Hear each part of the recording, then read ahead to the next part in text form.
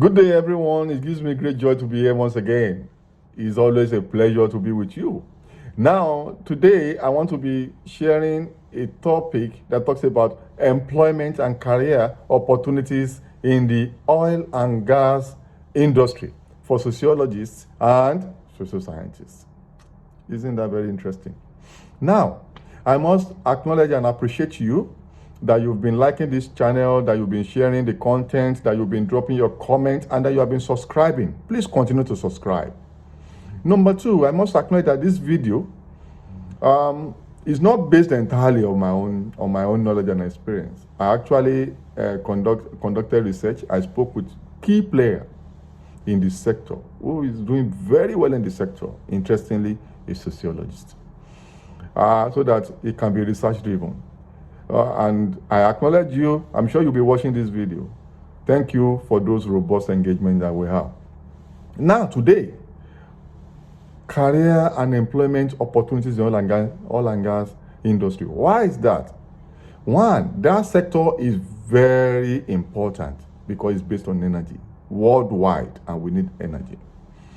Number two is the fact that there's this error, that this sector is entirely for people from engineering, from technology, from core science, from physical sciences.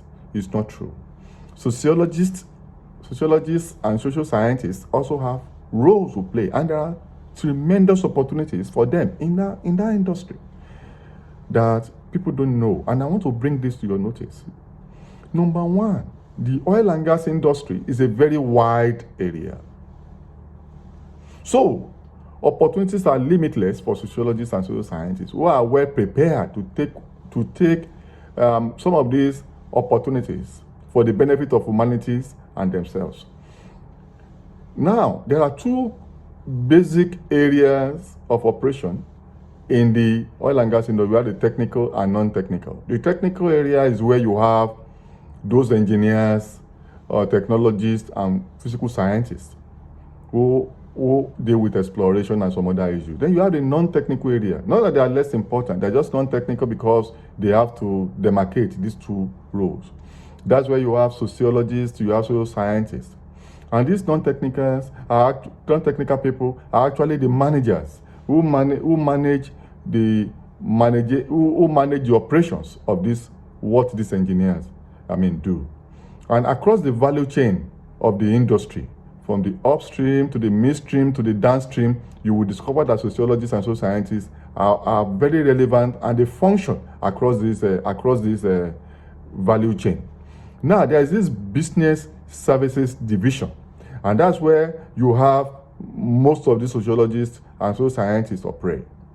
That's why you have the human resources people, you have the administrative services people, you have the protocol, you have the marketing, the consumer relations. That's why you have the consumer behavior people, you have the external affairs, you have the public affairs, you have the research and innovation, you have the security, you have the protocol. A lot of opportunities. And all these people have sociology and social science background. Even there's the corporate planning and strategy. And in this one, they set the course for the future of the organization, strategically speaking, planning ahead. And research and innovation goes into this. Oil and gas industry, they don't joke with research and planning. They don't go with research and innovation. They evolve all the time and they innovate because it's a very dynamic environment. And you that you're a sociologist, right from your own 100 level, you have been introduced to the concept and principles and practices of criminology, then you can function in security section. You've been taught a lot about research methodology, then you can function in research and innovation, even in corporate planning and strategy. All you do in sociology is also about administrative services, protocol, community relations, sustainable community development. It's another area of employment that sociologists can function, even social scientists generally. Now, look at it. If you look at all the value chain of the oil and gas industry, That's when you will be talking about upstream, midstream, and downstream. Even upstream, where exploration takes place, you need sociologists and social scientists to manage relationships among the engineers there. Also, between the engineers as a group and the community. The communities must agree to license to operate. And if you don't understand the community, you cannot get this license effectively. You cannot sustain the license. You must understand the community. Who is able to do that better? Sociologists, who are trained in the area of human management. So, if you look at all this value chain and this sector, you will discover that sociologists and social scientists are very relevant. So, you must know fully well that even though when you have the requested skill from university, you must also build your social skill to be able to relate well when you are there, and you must build your communication and writing skills so that you are able to engage effectively on your team and even outside your team.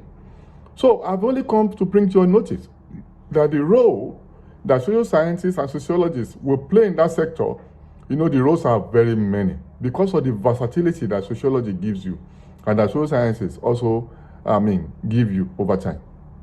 So that sector is not only for engineers, technologists, and core scientists. So roles are there for you to play.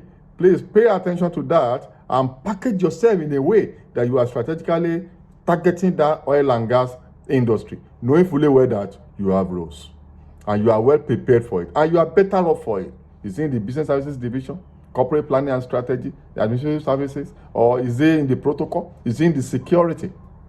Or is it in the human resources? You must have been taught industrial sociology when you were in school. And you must have been taught research methodology. So in research and innovation, you are there. You can evolve consumer behavior because all these customers of these oil and gas companies, we have international customers, we have local customers, and they behave in certain ways.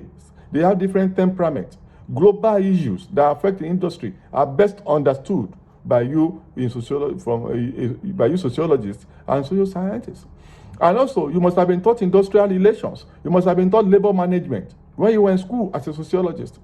Oil and gas industry, in the industry, don't joke with labor relations. They don't want strike. They don't want protest. They don't want work to rule. So they want to properly manage their relationship with their unions.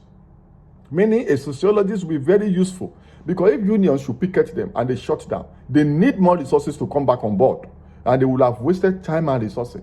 Therefore, they don't want it. So you are from sociology, you are able to function effectively in the labor, in the personal, in the human relationship areas to manage their union, their relationship within and without, and their customers within and internationally.